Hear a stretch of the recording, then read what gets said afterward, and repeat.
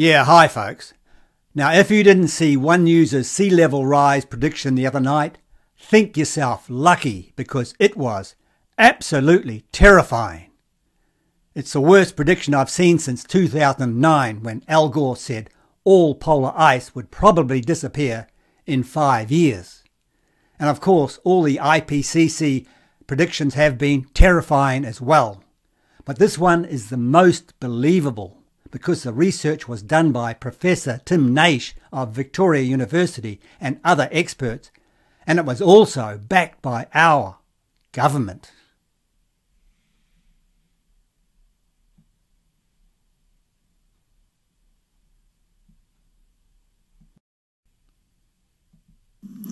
Well, sea levels are rising faster than we thought, and it's not just about global warming. Scientists have found parts of the country are sinking. By how much? You'll notice they never give any historical data. And this will contribute to the rise in sea levels doubling by the end of the century. Kushla Norman explains. Eastbourne and Wellington is frequently hammered by storms, but it's going to get even worse. This community is sinking, amplifying sea level rises. We know that we're in for 30 centimetres of sea level rise by 2040 in some places around New Zealand. There's no time. We have to start working on solving that problem now. Communities like these in Eastbourne, they're going to lose access to their houses. So we're very concerned around here. We don't want to have to leave our community, that's for sure. The sea is rising because global warming is melting ice and expanding the ocean, but the land is also sinking because tectonic plates shift. This is driving sea levels to double to 1.2 metres by the end of the century. Wow! 1.2 metres by the end of the century. So that means a rise of about 150 millimetres in the next 10 years. But it must also mean a rise of about the same amount in the past 10 years, and the 10 years before that, and so on and so on. But we never see the sea level rise, do we? Because it doesn't exist. But it gets worse, folks. It says some areas could experience sea levels rising by as much as 30 centimetres in as little as 10 years. Wow! 30 centimetres in the next 10 years. That is absolutely terrifying. How dare you! You have stolen my dreams and my childhood with your empty words, and yet I'm one of the lucky ones. People are suffering, people are dying, entire ecosystems are collapsing. We are in the beginning of a mass extinction, and all you can talk about is money and fairy tales of eternal economic growth. How dare you! And Ardern's propaganda research comes out at the exact same time as she's pushing electric cars. But she never mentions this. Hidden beneath the shiny exteriors of an EV is a story of blood batteries. These cars drive human rights violations, extreme poverty and child labour. Hello and welcome to Gravitas Plus. I'm Palki Sharma Upadhyay. An electric car runs on battery, you know that. But do you know what these batteries are made of? Rare metals like lithium and cobalt. Cobalt gives the battery stability and allows it to operate safely.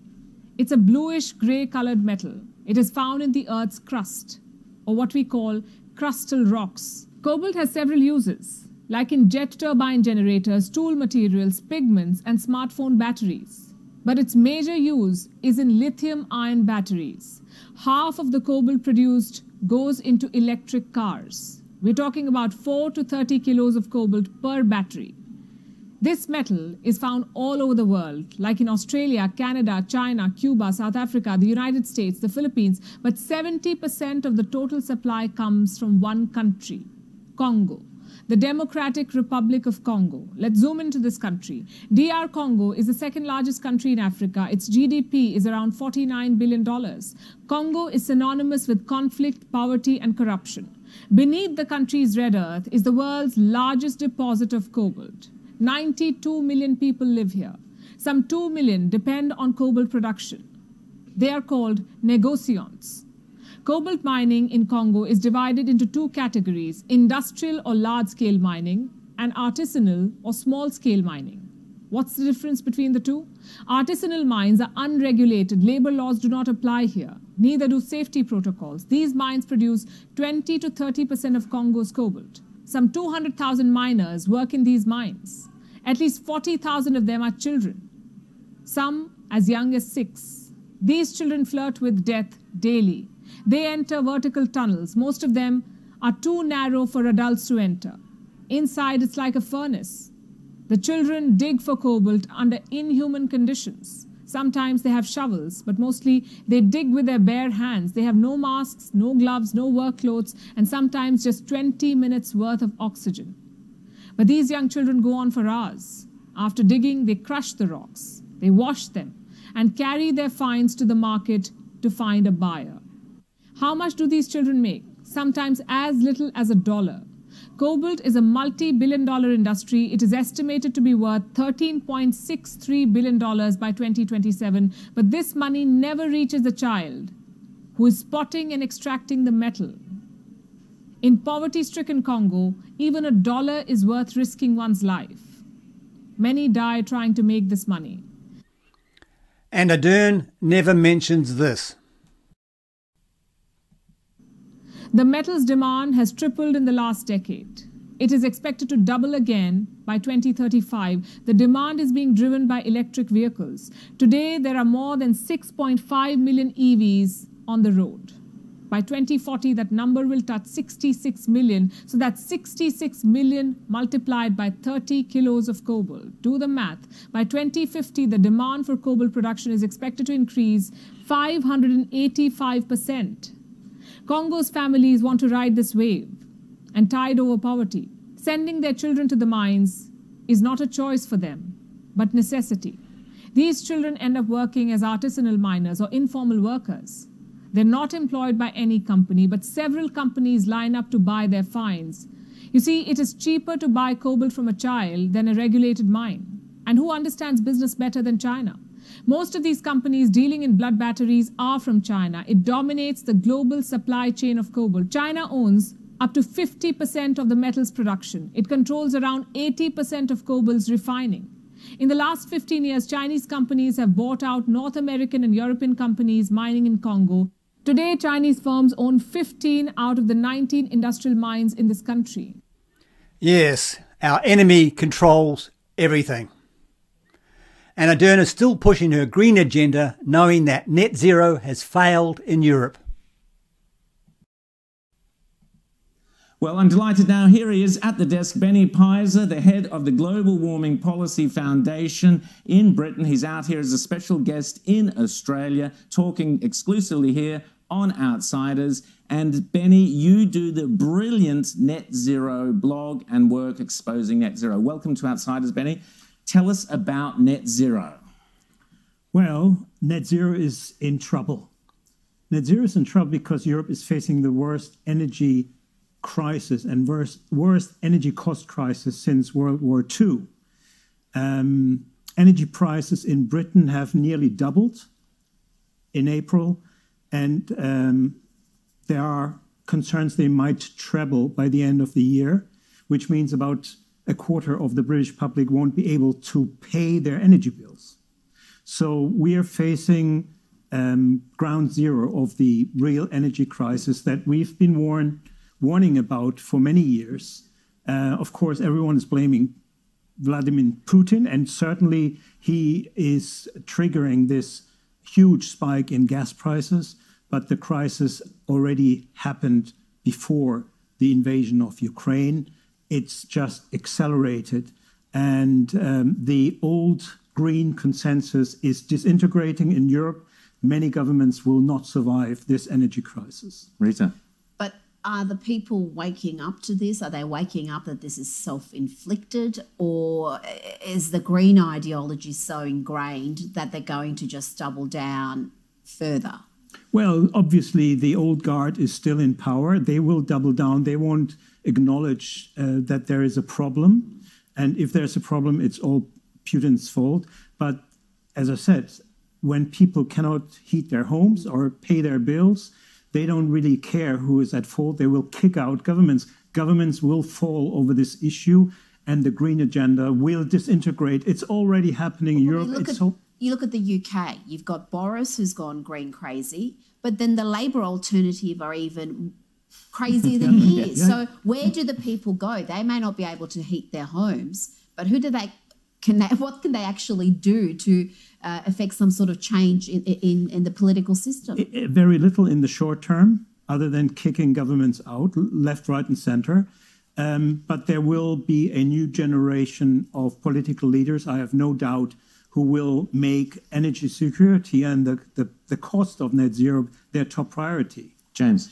You mentioned Vladimir Putin before, Benny. How much, though, I find this fascinating to look at, the energy crisis in Europe, how much of that has been driven by Russia's infiltration of green groups in Europe? In Germany, you see a lot of prominent former German politicians winding up with seats on boards in Russia and things like that.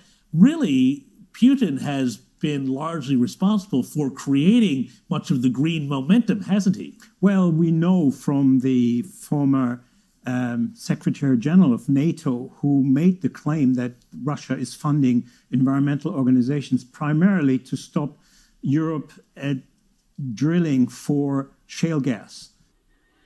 Yes, and even Michael Schellenberger says the same. People think Europe depends on Russia for energy because it lacks its own.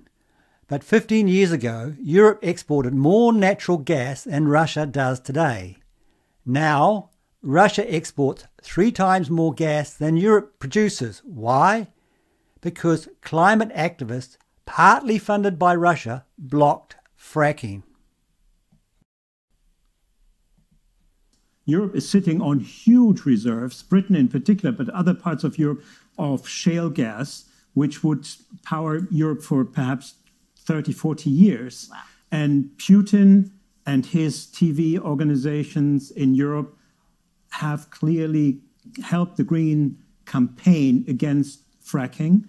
And also, you have to remember, natural gas prices in Europe are about 10 times higher than they are in the US, because Europe is not using its shale resources. So if Europe had started fracking 10 years ago, we wouldn't have that crisis at all, like the US is sitting on very cheap shale gas. So Putin has colluded with the green movement. Yes, Putin plays the long game, just like his buddy Xi Jinping. He's been planning the war in Ukraine for a very long time. Not just in Europe, all over the world, also in the US, to support green activists trying to block domestic extraction of oil, gas, and coal, and offering, of course, Europe Russian oil, gas, and coal. Europe is completely dependent on Russia, on energy, which is why Europe finds it so difficult to deal with Putin. So, Benny... Yeah, but don't worry, folks. Luxon will protect us in New Zealand. And hat tip to Red Baiter for this one. Sid Holland founded the National Party in 1936 with a set of principles focused on individual liberty and small government. These principles are timeless. They apply as well today as they did back then. The Nationals today are led by Christopher Luxon, who appears to have a set of political views that contrast strongly with Sid Holland's founding principles. Mr. Luxon once worked for Unilever in Canada, and he takes credit for helping to develop the company's sustainable living plan. The plan seems to be a perfect example of woke corporatism, a system where companies prioritize political targets over the needs of their customers. Mr. Luxon later moved back to his home country, where he found employment at government-owned airline Air New Zealand. He busied himself there implementing a very similar plan to the one he designed in Canada. Economic, social and environmental goals we have to really supercharge our success on the world stage. Like Unilever, Air New Zealand soon committed itself to the pursuit of global green left political objectives at the expense of its customers. There seems little doubt Mr. Luxon's personal politics are aligned with Green left corporatism.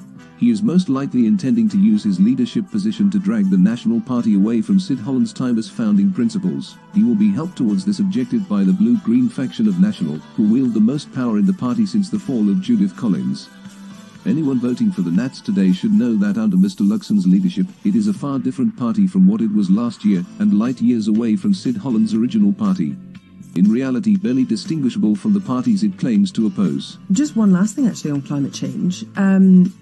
Another comment that you made yesterday, meat eating. You said you weren't organised enough to have meat-free days. So is tackling climate change personal responsibility? Yeah, it is. Yeah, it is. It is a responsibility for all of us, and I'm a big commit.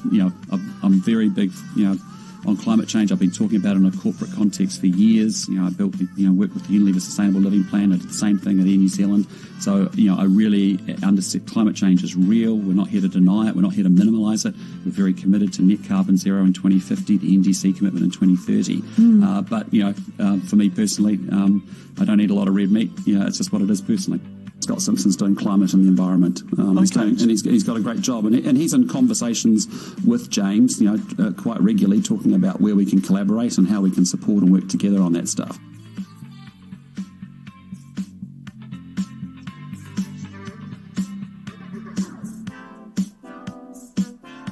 Know who and what you are really voting for.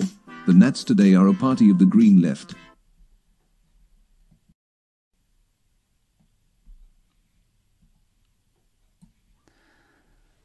Yes, we're clearly in deep shite in New Zealand at the moment. It's no wonder the Nats are leading Labour right now. The entire woke left love Luxon. Anyway, folks, I posted all the relevant links below.